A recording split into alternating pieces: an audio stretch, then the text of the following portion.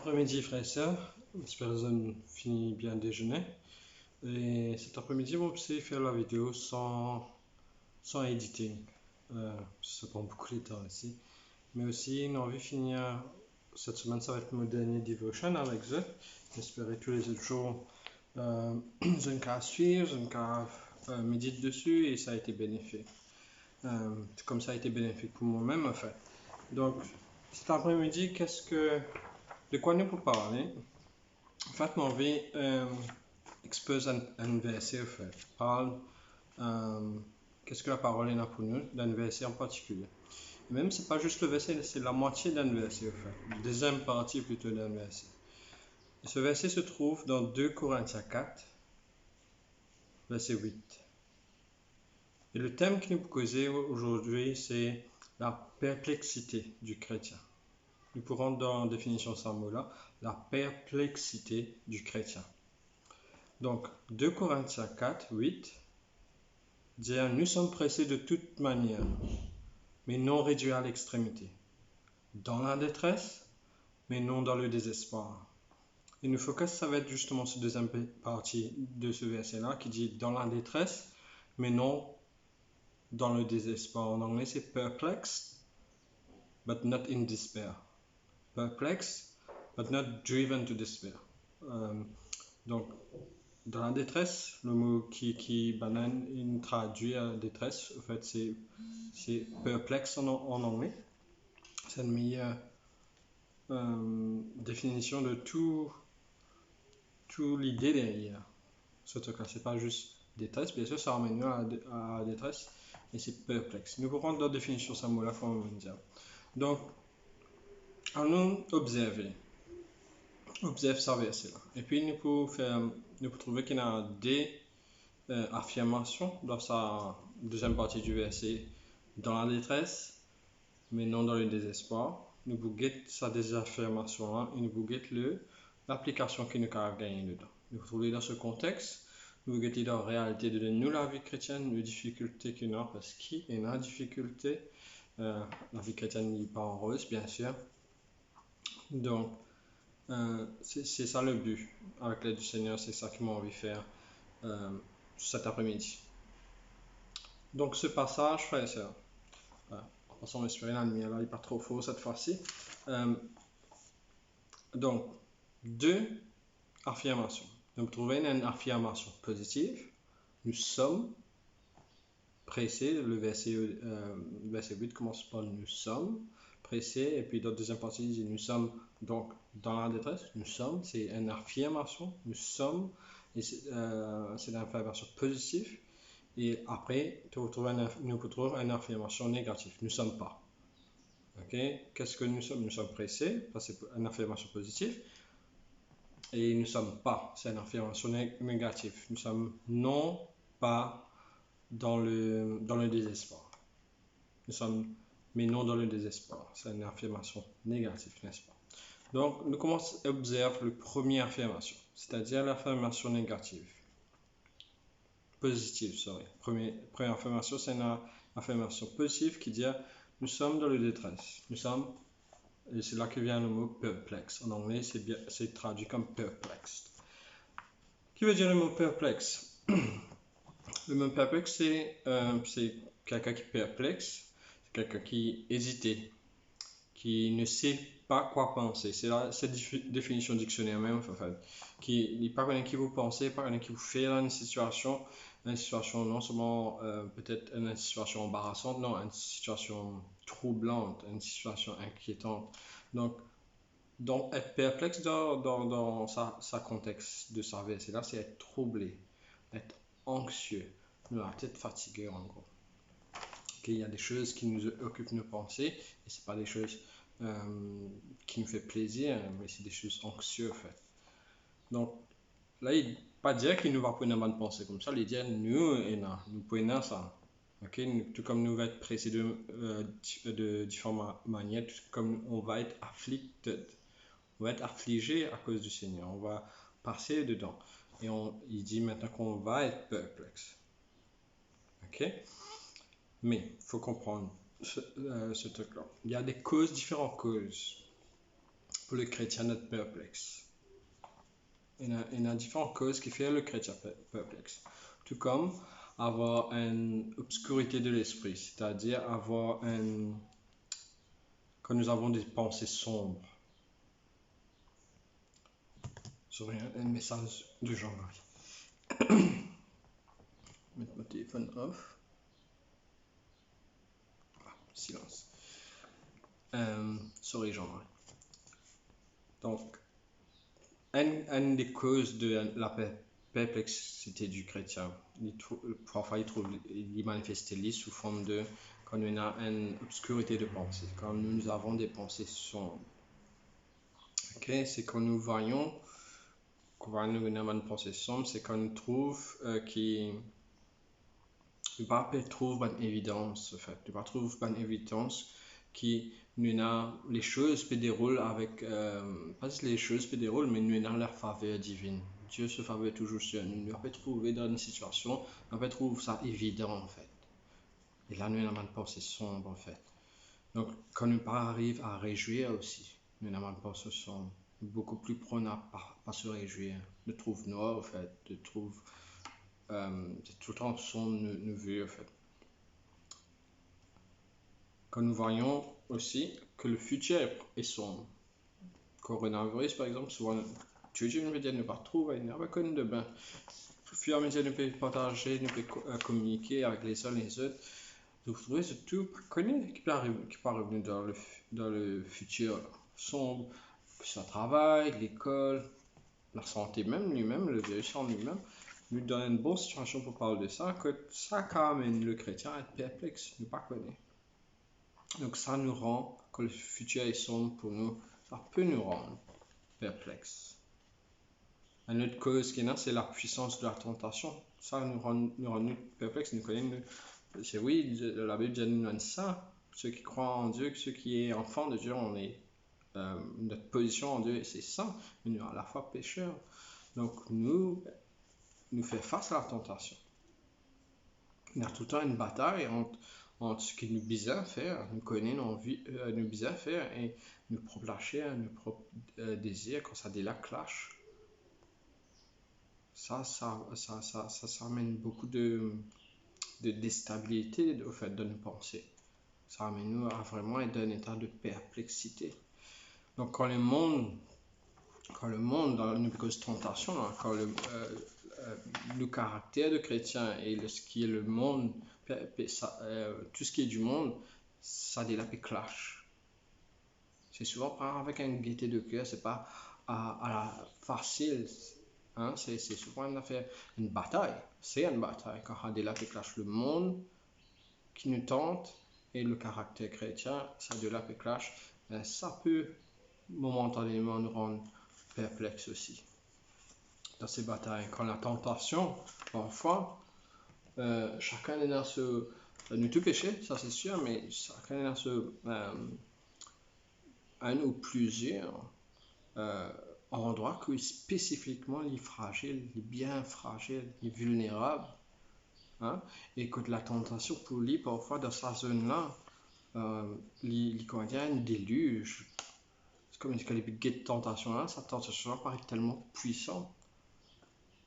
C'est une perspective, bien sûr, qui trouve la tentation tellement puissante. C'est comme si une inondation qui vient venir, un déluge qui est là pour ébranler ce support, qui est là, ce protection, qui est là. C'est vrai, là, le chrétien peut garder spirituellement, mais parfois, la perception que le chrétien est capable d'avoir par rapport à la tentation, une grande tentation, c'est qu'il a l'impression parfois que c'est comme un déluge qui est la fausse. Ce regard par rapport à sa faiblesse, par rapport à sa tentation, paraît énorme, il trouve ça énorme. Il dit, bon, ici c'est tout ce God spirituel pour tenir, et tout cela, frère et sœurs, nous rend perplexes. Une autre cause de perplexité encore, là nous cause l'obscurité de l'esprit, quand nous pensons les sombres, nous cause de la puissance de la tentation, ça nous rend perplexes. Et là, une autre cause de perplexité, c'est quand nous trouvons Comment dans Psaume 73, verset 3 à 9. Bon, nous y allons. Psaume 73, verset 3 à 9. Ok? Ah, il y en a en anglais, je vais mettre en français.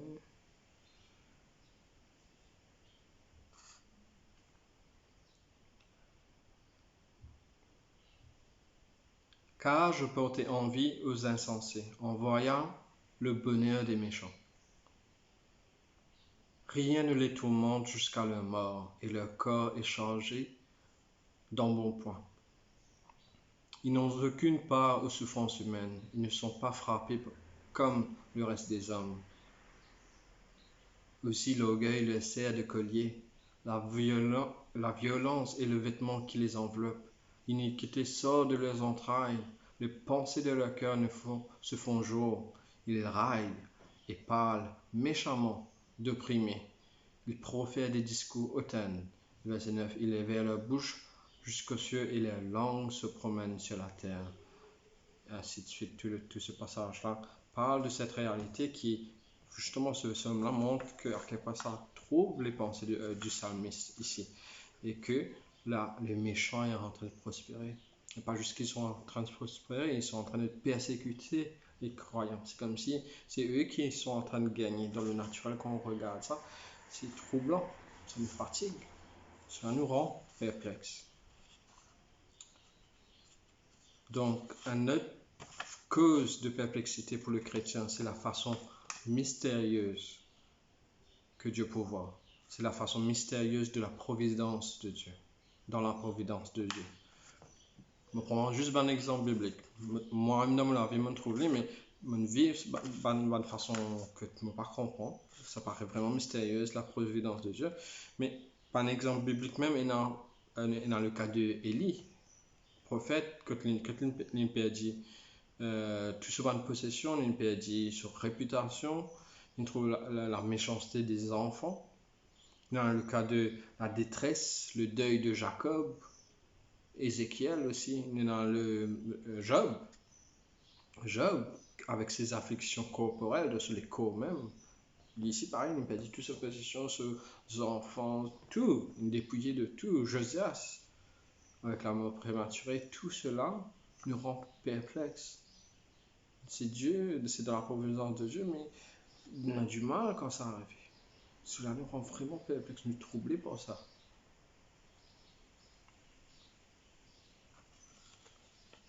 Cinquième, frères et sœurs, c'est la prière qui nous est pas répondue. C'est-à-dire, beaucoup de prières nous font avec beaucoup pas de puissance, mais une très fervente prière, très vive prière. Vraiment, on crie au Seigneur, mais Dieu tarde à répondre.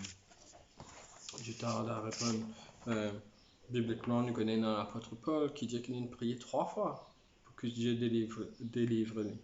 3 fois de l'écharpe de sa chair, n'est-ce pas? Que lui sont enlevés. 3 fois il a prié, mais non, c'est pas arrivé. Combien de fois nous-mêmes nous prions avec zèle, avec désir que Dieu réponde, avec quoi qui ne peut prier sur la volonté de Dieu, nos vies, même parfois nous prier pour une bénédiction. Enlever une maladie, c'est une bénédiction. Enlever quelque chose accompli, que ce soit un métier, que ce soit un mari, pour ceux qui ne sont pas mariés, mari, une femme, peu importe les bénédictions que souvent nous demandons à Dieu, qui demande à lui-même de façon, parfois on attend des années. Parfois il semblerait que Dieu peut tarder à répondre ces requêtes. Et cela nous rend perplexes. Cela nous rend perplexes. Tout ça, quand nous causons là, toutes ces différentes causes qui vous et moi, nous ne passons là-dedans, nous poussent sur, et cela nous rend perplexes. Nous pas immunisés de cela, de la perplexité. C'est une affirmation positive, nous passe par ça.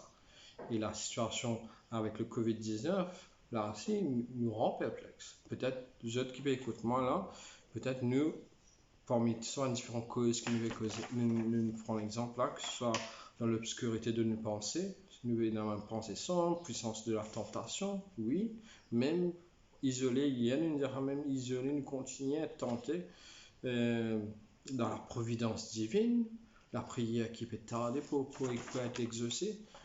Peut-être ça, nous aussi, le cas à dire que cela peut nous rendre perplexes. Mais ce qui est bon avec ce passage que nous avons écouté cet après-midi-là, c'est qu'il y a deux affirmations. Et là, nous causons c'est une seule affirmation. Dans la deuxième affirmation, qui dans ce verset-là, c'est l'affirmation négative que je veux dire, mais nous désespérons pas. Ok? C'est-à-dire qu'il n'y a aucune raison. Là, ça commence à voir toutes ces choses-là et d'une façon qui nous écrase, tout ce qui nous cause état, c'est pas juste pour garder nous, c'est perdu d'avance, non, c'est pas du tout ça. Parce qu'il y a un deuxième, le verset finit par là, il y a un deuxième, la fin de ce verset, sa deuxième affirmation, cette affirmation négative, qui dit que nous pas désespérer. C'est-à-dire qu'il n'y a aucune raison pour le chrétien de désespérer. Perplexe, oui, mais non, ne pas désespérer. Nous n'avons aucune raison pour désespérer. Donc, qui fait ne pas désespérer? Parce que malgré nous, tout ça va un trouble qui nous a, tout ça va une inquiétude, tout ça va une question sans réponse, parfois qu'il y a, tout ça va une perplexité qui est là. Malgré ces troubles, tout ça là, c'est pas une preuve. Malgré qu'il est là, mais ce qui ça veut pas dire que Dieu est mécontent avec nous. Ça veut pas dire que Dieu est pas satisfait, qu'il est pas, il peut punir nous quand il peut punir par ses enfants, il peut donner ce qu'il nous méritait au fait. Tout comme nous savons que celui qui va être jugé, celui qui est condamné, le jour du jugement, tout le monde qui va être jugé en enfer auront ce qu'ils méritent, n'est-ce pas? Mais nous, enfants de Dieu, on trouve, est-ce que dans tout ça va perplexité, tout ça va trouble là, parfois nous capables, cause nous-mêmes, on s'y croit que Dieu peut punir nous pareil. Mais c'est pas ça. Vous pouvez trouver qu'il fait, c'est pas ça. Parce que dans ce parole, il nous dit que lui, c'est Dieu qui dit par exemple, dans Deutéronome 8, 5, il dit, reconnais en ton cœur que l'Éternel, ton Dieu, te châtie, comme un homme châtie son enfant. Donc voilà, c'est pas des preuves que Dieu est en colère contre nous, c'est pas un truc de jugement, toutes ces choses-là. Mais là, déjà, nous commençons à trouver au fait qu'il est clair du Seigneur pour nous. C'est même un fait qu'il dit dans Hébreux 12:6, car le Seigneur châtie celui qu'il aime. Celui qu'il aime, il châtie. Il frappe de la verge tous ceux qu'il reconnaît pour ses fils. Il les châtie, ceux qu'il aime. Ou encore dans Psaume 94, verset 14. Psaume 94, verset 14 dit, car l'Éternel ne délaisse pas son peuple. Il n'abandonne pas son héritage. Frères et sœurs, nous n'avons aucune raison de désespérer. Pas juste ça, il n'y a pas de désespoir aussi parce que tout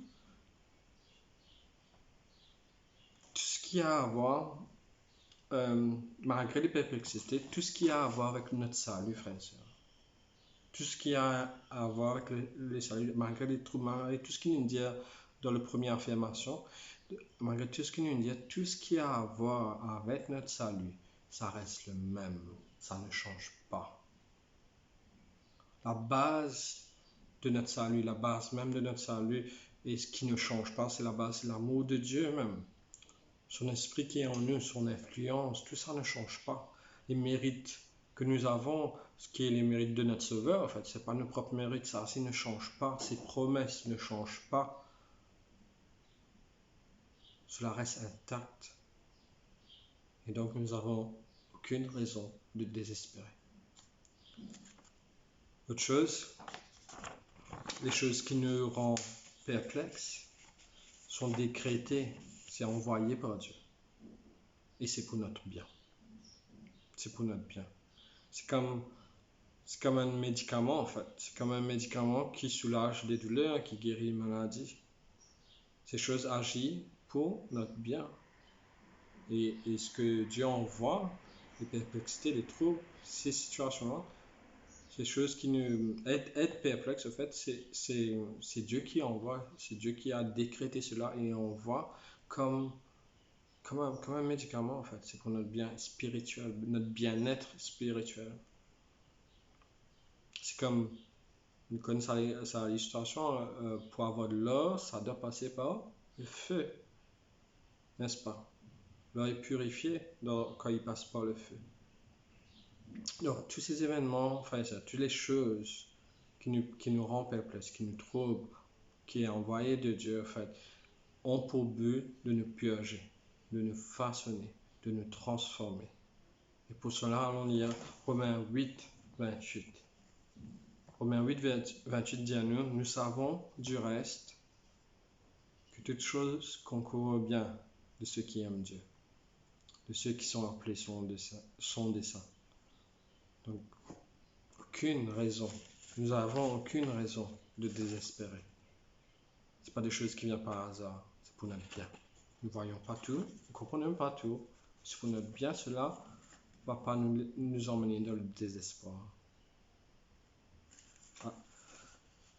Et aussi, frères et sœurs, on voit un autre point encore que je voulais voir dans cette deuxième affirmation. Aucune raison de désespérer, c'est que toutes les choses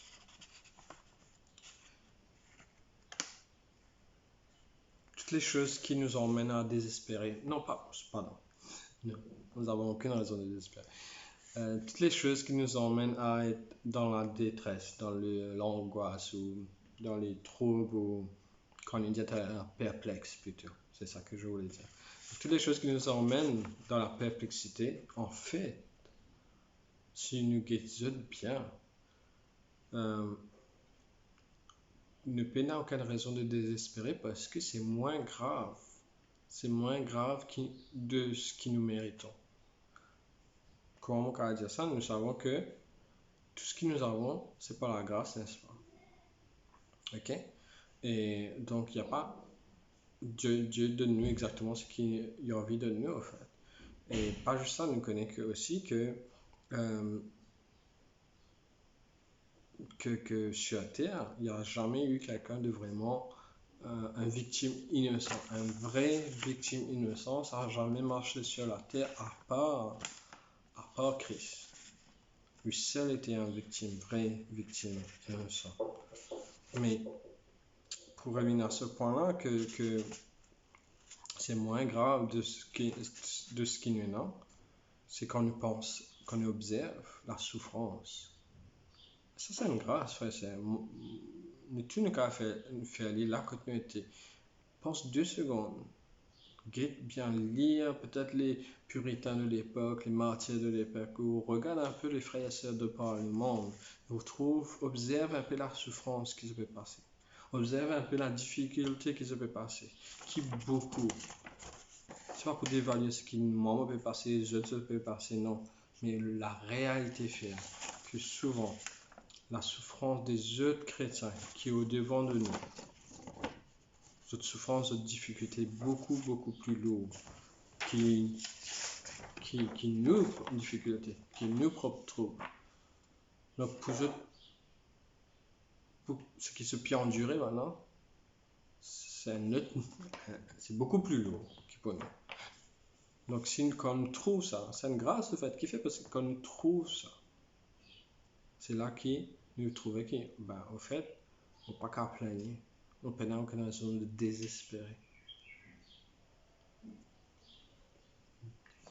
C'est une façon formidable que Dieu travaille dans plusieurs personnes, dans le corps de Christ, que ce soit intemporel, dans les différentes années, différentes époques, de par le monde, et qui se peut passer quand nous guettons les uns les autres la réalité encore du corps de Christ. C'est tellement bénéfique, frères et sœurs, c'est pas pour se comparer ou se plaindre. Au contraire, quand nous faisons ça, nous trouvons une peine à se plaindre. On ne peut pas se plaindre. Et surtout qu'on ne peut pas, dans le cas de perplexité, on n'a aucune raison de désespérer. Et nous connaissons aussi une autre bonne raison pour ne pas désespérer, c'est que il y a les promesses de Dieu. On peut croire dans les promesses de Dieu, mais nous connaissons que notre futur est entre ses mains. C'est un fait. Nous savons que tout le temps après la nuit, il y a le jour. Et bref, le slogan même de la réforme, c'était Post-tenebras lux, after darkness light, après le ténèbre, la lumière. Dieu est lumière, frère. Pour n'importe quelle durée de temps qu'il y aura un peu de ténèbres, un peu de sombre, la lumière va tout le temps triompher. Dieu va tout le temps triompher, il va tout harmonier pour sa gloire. Nous n'avons aucune raison, même quand il fait sombre. Ça va jamais rester sombre tout le temps pour le chrétien. Nous savons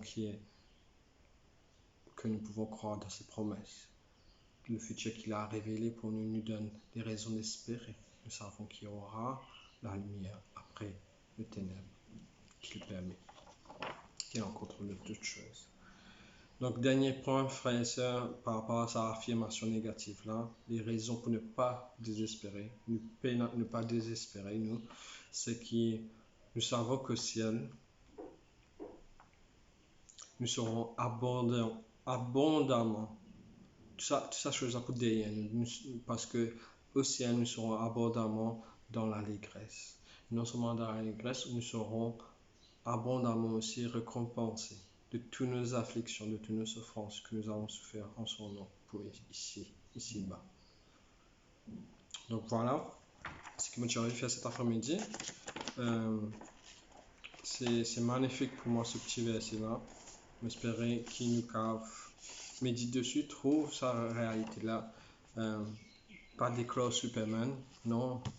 La réalité, le Seigneur continue de faire son œuvre en nous à travers nos faiblesses, à travers les difficultés, à travers les événements qui lui permettent. Et oui, nous perplexe parfois.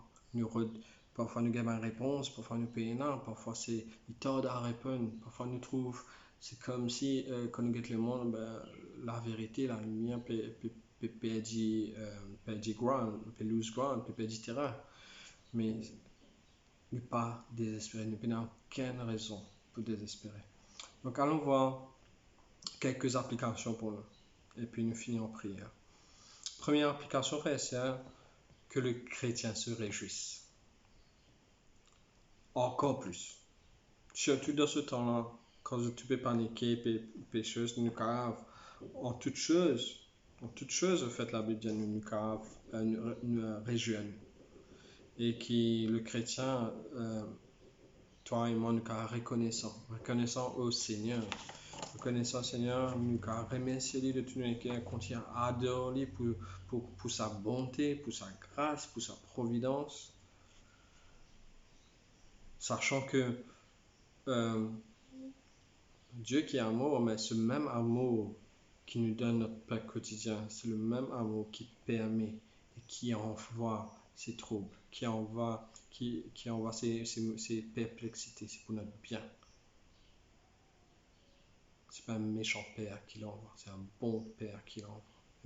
C'est le même amour qui nous donne notre pain quotidien, c'est le même amour qui nous châtie, c'est le même amour qui permet, autorise, décrète, envoie ces choses pour nous. Deuxième, frère et sœur, celui ou celle qui murmure, qui se plaigne, qui perd patience. Celui ou celle qui murmure, se plaigne, se perd patience, que ce verset-là, ces vérités-là, nous corrigent.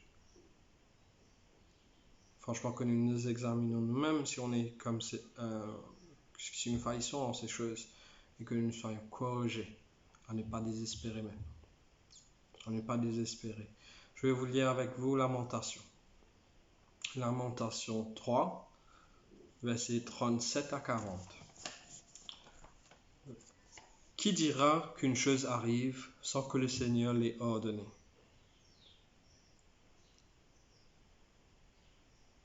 N'est-ce pas de la volonté du Très-Haut que viennent les maux et les biens? Pourquoi l'homme vivant se plaindra-t-il? Que chacun se plaigne de ses propres péchés. Recherchons nos voies et sondons et retournons à l'Éternel. Si on a une raison de se plaindre, c'est de nos propres péchés, mais si on n'a aucune raison de se plaindre, de murmurer, de perdre patience, de douter de Dieu, et que le verset nous dit que nous recherchons nos voies, nous sondons où nous allons en fait et que nous retournons si nous sommes égarés dans ce passage-là, si vous êtes quelqu'un prompt à désespérer, celui qui est désespéré, il murmure tout le temps, il se plaint tout le temps, il panique, il perd patience tout le temps. C'est noir pour lui, c'est pas juste sombre, c'est pas juste flou, c'est noir pour lui tout le temps en fait, c'est constant et c'est pas la marque du chrétien. Vous devez vous retourner à l'Éternel, que vous nous soyons corrigés et que je ne soyons pas celui qui perd notre joie. Nous sommes appelés de nous réjouir en toutes choses, en tout temps. Donc, retournez à l'Éternel, retournez à Dieu, soyons corrigés. L'autre application pour nous, frères et sœurs, si quelqu'un parmi nous, si n'importe qui, moi, je connais quelqu'un qui on a peur. Facilement, les choses nous fatiguent, on est timide, que nous prenions courage maintenant. Et notre encouragement, bien sûr, est dans le Seigneur, et notre confiance est en Dieu, et ce Dieu est tout-puissant. Et voilà, frères et sœurs, on va finir, bien sûr, en un autre appel, qui est une application aussi. Ceux qui écoutent moi, mais celui qui n'a pas mis sa foi, sa vie en Christ, qui n'est pas un chrétien, et qui écoute ce message-là, que ce gars médite sur votre sort final et éternel. Ça va être quoi votre sort final et éternel? Parce que là où non seulement, si vous n'êtes pas en Christ, non seulement il y aura des troubles là que Dieu peut être, c'est sûr qu'il y aura des troubles, mais il sera fixé, si vous n'êtes pas en Christ, votre sort éternel ne va pas être avec Christ, et vous serez dans les troubles, oui, et votre sort sera, non seulement il y aura des troubles, mais le sort, vous serez fixé dans le désespoir. Nul ne fait que dire qu'il n'y a aucune raison pour désespérer, mais c'est ce qui est sûr, c'est que le non-chrétien, le condamné, il va être fixé dans l'éternité, dans le désespoir. Il y aura le désespoir pour vous si vous vous repentez pas et croyez pas en Jésus. Il y aura le désespoir et pour l'éternité. Ton seule espérance, si ce message est pour toi, ton seule espérance c'est aujourd'hui, pendant qu'il est encore temps, c'est de croire en Christ, de croire en sa personne, de croire dans ce qu'il fait, ce qu'il a accompli, de se repentir et croire en lui, de te voir comme tu es et de le voir comme il est, d'abandonner toute ta vie dans ses mains. Oui, en gros, ce qui me fait dire toi, c'est vrai. C'est même dans fait qui tu as propre besoin. C'est reconnaître que tu as besoin d'un sauveur. Tu as besoin d'être sauvé. Et il y a un seul sauveur, Jésus-Christ. Il est venu justement pour sauver des pécheurs comme toi et moi. Comme toi et moi.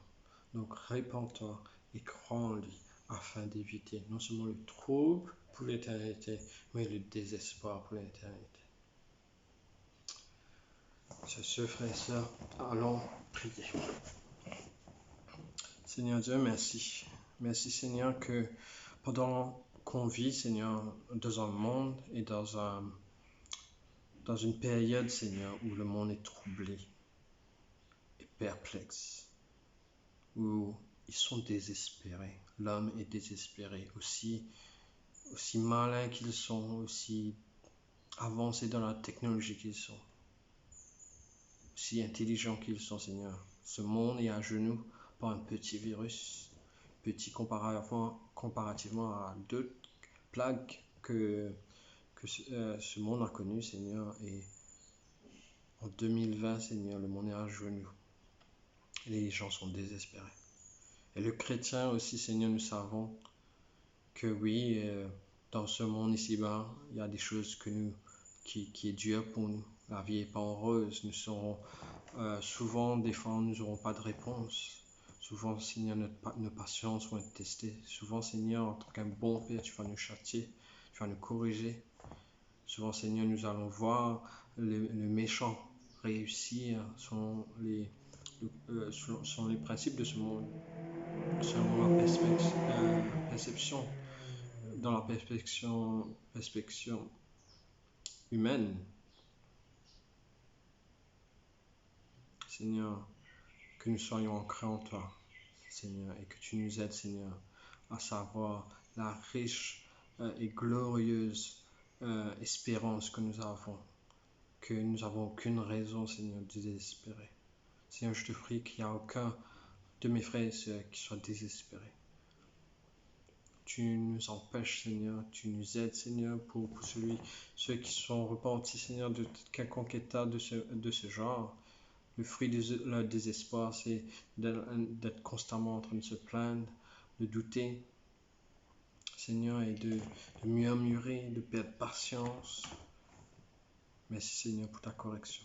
Je te prie, Seigneur, que nous continuons à grandir dans la joie, à se réjouir en toi, Seigneur, à être reconnaissant pour ta providence, pour la façon dont tu fais toutes choses, Seigneur, pour ta souveraineté et pour ton règne, Seigneur. Seigneur, nous voulons aussi te prier pour le reste du confinement, Seigneur. On ne sait pas combien de temps ça va durer, il y a plein de questions, encore une fois, sans réponse, Seigneur, et cela ne nous rend pas à être désespérés, Seigneur. Nous ne désespérons pas. Donc merci, Seigneur, que nous gardons nos regards fixés sur toi. Espérons en toi, Seigneur. Attendons que tu agisses, Seigneur, que tu nous diriges, Seigneur, là où tu veux. Et nous serons contentés, Seigneur, patients, joyeux, reconnaissants. Seigneur, nous voulons te remercier pour toute la semaine, ta protection sur la vie de chaque famille, de chaque frère et soeur qui est de IBF, Seigneur, qui nous regarde, qui nous écoute. Merci pour tous ces moments, Seigneur. Je te prie que dans la maison même, Seigneur, tu puisses nous aider, Seigneur, à grandir, à faire bon usage de notre temps, Seigneur. Seigneur, nous voulons te prier aussi pour ce week-end, pour tout ce que nous allons faire pour le dimanche, pour le rassemblement, Seigneur, online, malheureusement. Et Seigneur, je te prie pour chaque personne qui va aider, et chaque personne, Seigneur, malgré le confort de la maison, Seigneur, que nous ne soyons pas confortables à délaisser l'écoute de ta parole, la communion des saints, de prier, d'être à l'heure, d'être participant, d'être à l'écoute, même si c'est dans notre maison, Seigneur, que cela n'empêche pas la rigueur, n'empêche pas le respect, la révérence que tu mérites, Seigneur. Et la grâce que tu permets, Seigneur, de se rassembler quand même, malgré la séparation physique. Donc, Seigneur, c'est dans le bon nom de Jésus que nous te prions. À toi la louange, la gloire et l'honneur. Amen. Amen. Je vais finir avec une annonce. Jean-Marie vous dit que nous annonce que demain, une annonce pour les hommes, annonce spéciale pour les hommes, demain à 10h du matin, vous êtes encouragés à venir sur la page Facebook de l'église. Pareil comme semaine dernière, Jean-Marie a partagé en live des messages d'encouragement. Demain, ça va être un message spécial pour les hommes. En gros, c'est comme notre Men's Bible Meeting. Là, ça va être notre Men's Bible Fellowship. Que le pasteur nous demande, Jean-Marie nous demande d'être préparé. Le titre du message demain pour les hommes, ça va être Small Battles Before the Great. Les petites batailles avant la grande. Et il encourage tout homme, tous ceux qui d'habitude viennent dans les rayons des hommes, tout homme, tout garçon, homme, peu importe l'âge, prépare le cœur et pour cela, Lydia nous avons déjà lire dans 1 Samuel chapitre 17. 1 Samuel chapitre 17 les hommes, médite dessus afin d'être préparé à bien recevoir le message de demain qui va être les petites batailles avant la grande. Donc voilà, c'est tout pour moi. Ça va être Facebook Live hein, et ça va être communiqué sur le groupe WhatsApp justement de l'église et le groupe WhatsApp des hommes. Donc, portez-vous bien par la grâce de Dieu. Nous nous verrons pas, mais nous serons ensemble ce dimanche. Soyez bien.